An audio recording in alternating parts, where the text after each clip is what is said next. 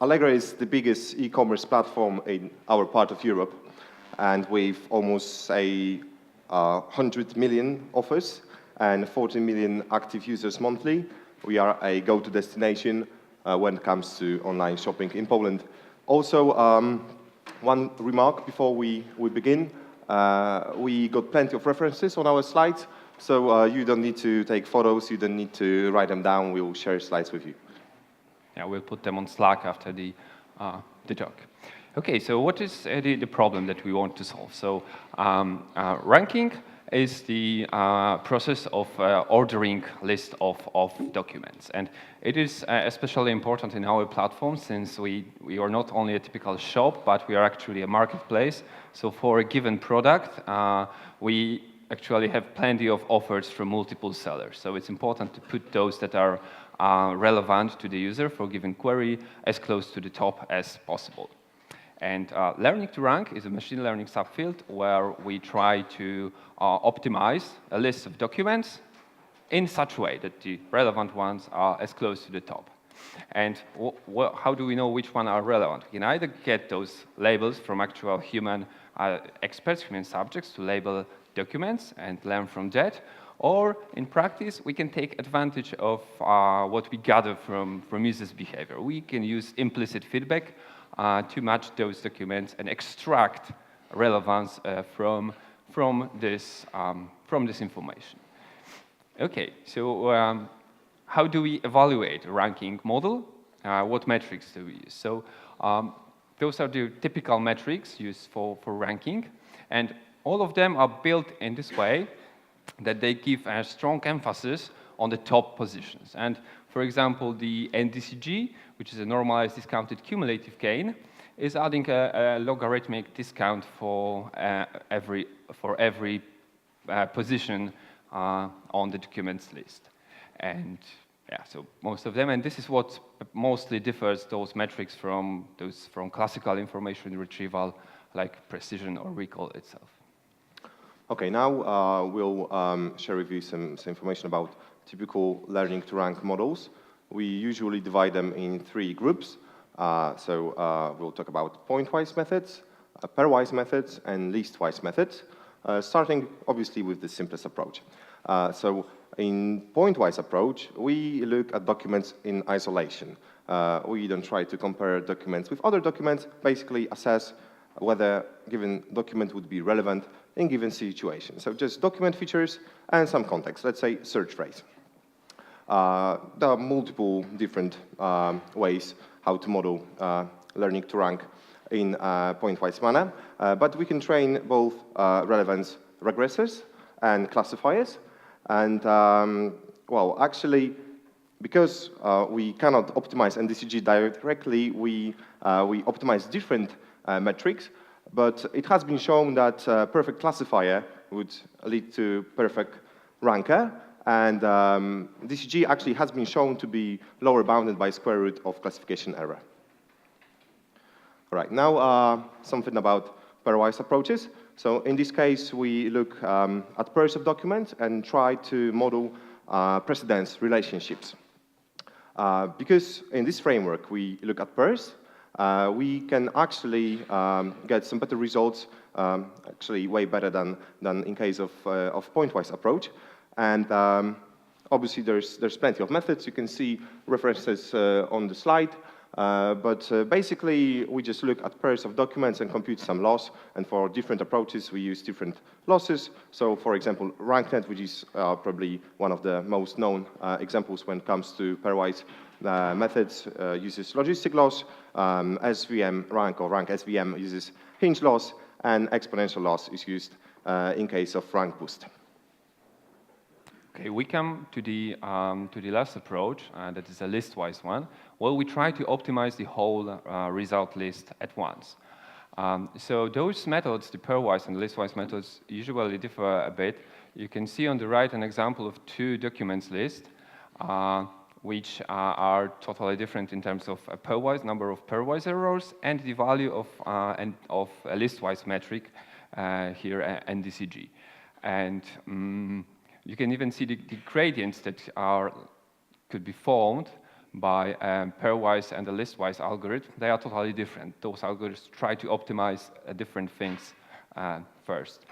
And since we cannot optimize, for example, NDCG directly with a gradient-based method, its derivative is either 0 or not defined, Listwise methods rely on some, they try to find a way to overcome this issue. So, for example, in a Lambda rank, a pairwise cost for a given pair is weighted by the change of NDCG metric given those two documents are swapped within the list. And although those methods from the Listwise family are really effective, we don't understand, they lack theoretical justifications. We don't understand the actual loss that they are optimizing. However, it was proved in the original paper that there exists such a loss given certain conditions.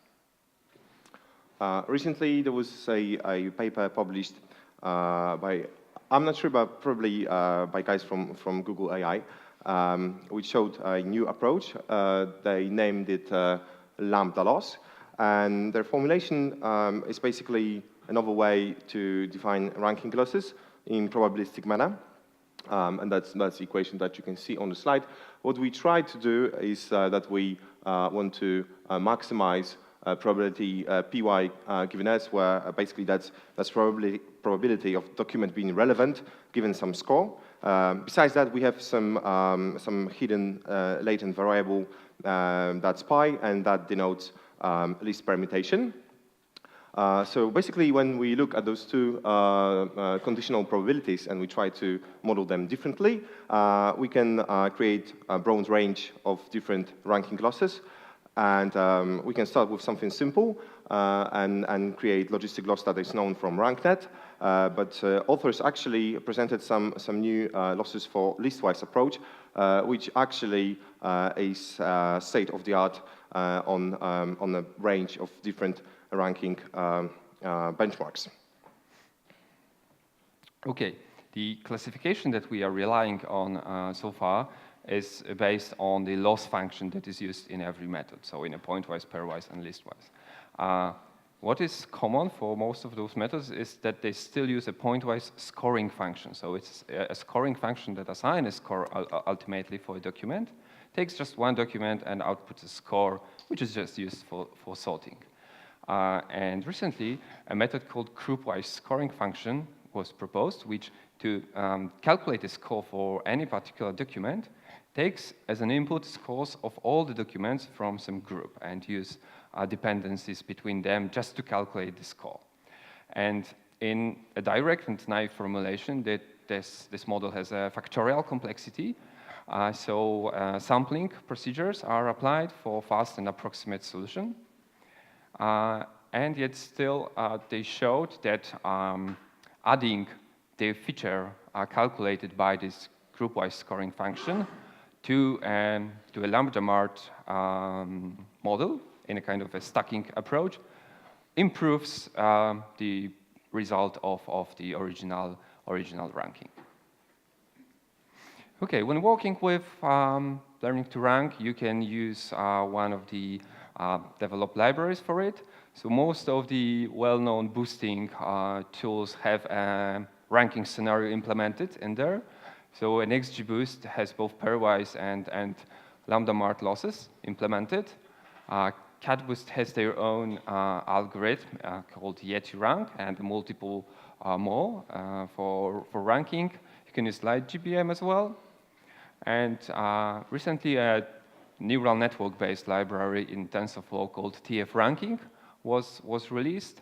That allows you to experiment with all major and important losses to work with. And there exist a few standalone libraries like RankLib by PyLTR. Okay, now we will switch to a different topic. We will talk about one of the biggest issues when it comes to learning to rank, and that's bias in our data, namely presentation bias. There's plenty of different types of presentation bias, and what we focus on the most is position bias, because that's what we know how to model. There are different approaches to model position bias, and then we try to apply those models to debias our data, and then get debiased model in the end. So what's position bias? Basically, humans have a tendency to look only at the top results of a search list. And that's probably because they just think that what's at the top is the most relevant document, and it's not always like the case. So in here you can see a paper from 2005. Sorry, a few figures from paper from 2005. Basically, authors tried to explore that phenomenon using eye tracking hardware. So you can see on the slide percentage of fixation. So when someone stopped their eyes on given position, a number of clicks, and you can basically see the trend. So not too many people scroll down their list. So if something gets clicked at bottom of the list, then probably it has some more influence, some more impact than if someone clicks at the top. Yeah. So what's interesting here that this paper actually got a Test of Time award 2 years ago at SIGIR, so it's an important one. All right, here we can look at the simplest approach to model position bias. So we can try to infer bias at the given position using randomization. But the problem is that it's usually harmful for the system because you can only do it in an online scenario, and you basically present those randomized results to end users of your system. So in case that you randomize top-end positions, as in here, you can see the negative impact on final objective. In this case, it was mean reciprocal rank. Obviously, you can make it a bit less harmful if you only swap pairs, but still that's one of the biggest issues when it comes to a randomization-based approach. In general, if we follow this kind of experiment, we would train a click model that could explain the user's behavior with the document list, but without taking into account much how relevant the documents were. So the typical click model is, for example, a position-based model, which assumes that every user action is independent and the propensity to click is just depends on the position of the documents on the list. Other model, for example, cascade model, assumes that the user go through the list one by one, and when they find a relevant document, they click on it, look at it, and that's the end of their interaction. There exist more complex click models that introduce, for example, a satisfaction notion that it grows whenever you find more and more relevant documents. But anyway, if you have a click model trained on your data, you can either use it to extract the true relevance of the documents that were clicked, or you can use the other side, which is the propensity for users to click on the documents, and use it as use the inverse propensity to weight your observations that you have in your training data sets. And one example of but now we would really like to find ourselves, we would be pleased if we would have a solution that wouldn't require, that there would not be a need to have a randomization in this. So we can estimate propensity jointly with document relevance using methods based on expectation maximization, which tries to model a kind of joint probability of whether of a propensity for a given position and as well for a relevancy of this document for this query.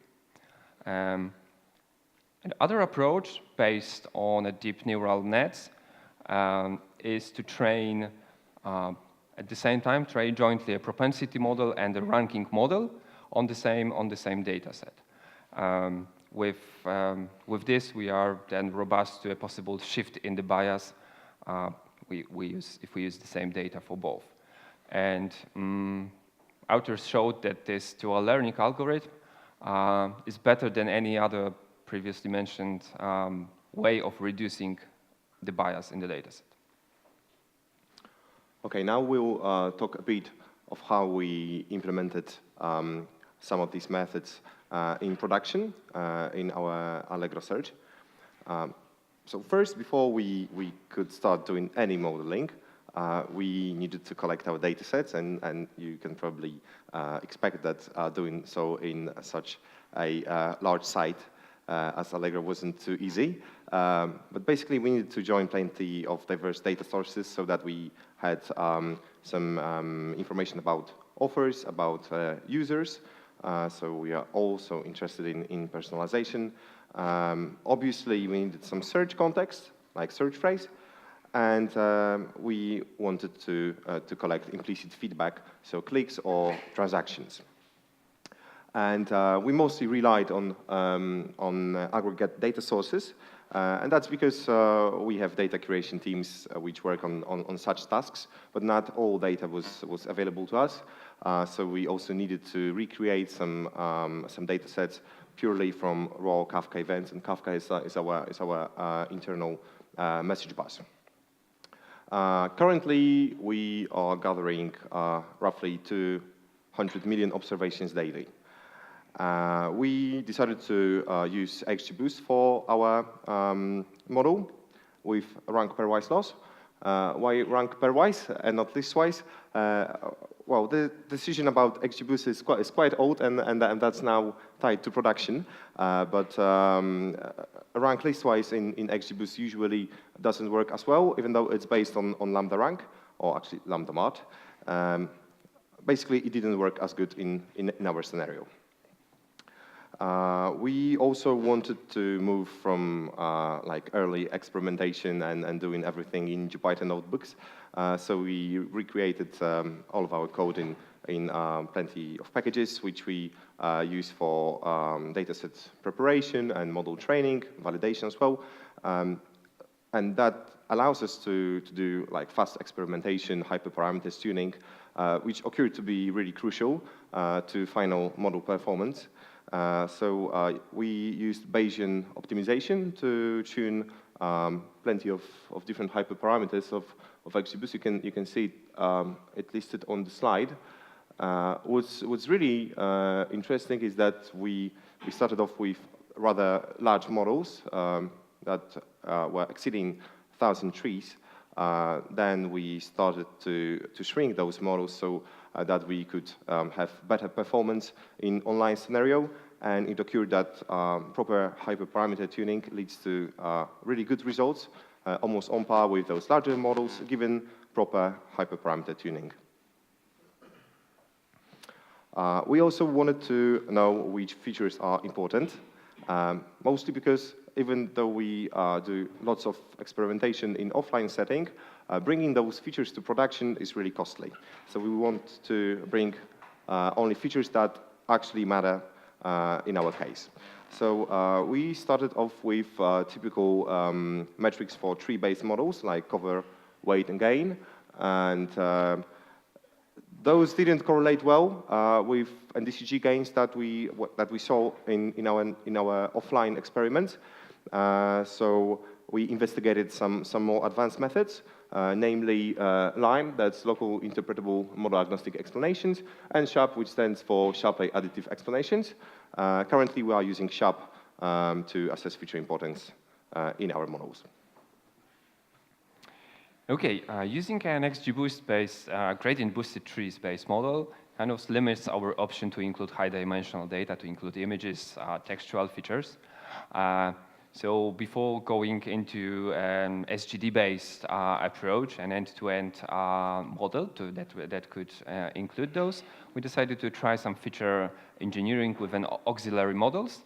And we basically want to use the implicit feedback we have about search phrases, texts, and images, and to use them to match them using some deep neural nets for kind of a cross-modal content embeddings for learned with a similarity objective. So we want our representations to be close to each other. And how, for example, we can do it with text? Well, for text, we of course want to use some form of word embeddings. We started off with models that follow the distributional hypothesis, like word2vec or GLOVE, which we've trained on our own corpus in an unsupervised way. But those features that we get from there didn't actually reflect our ranking objective. So we have then followed a star space algorithm created by Facebook AI Research, where we can use our implicit feedback data as a supervision to guide this process. And in general, it works this way that we want the representation of a search phrase be close to the representation of the text of the document that was clicked for given phrase. We want, for example, a cosine distance between those representations be close to each other, and we treat rest of the listing as the negative examples in this process. We are also interested in taking as much information that is provided to us from images, because that's important in certain departments like fashion.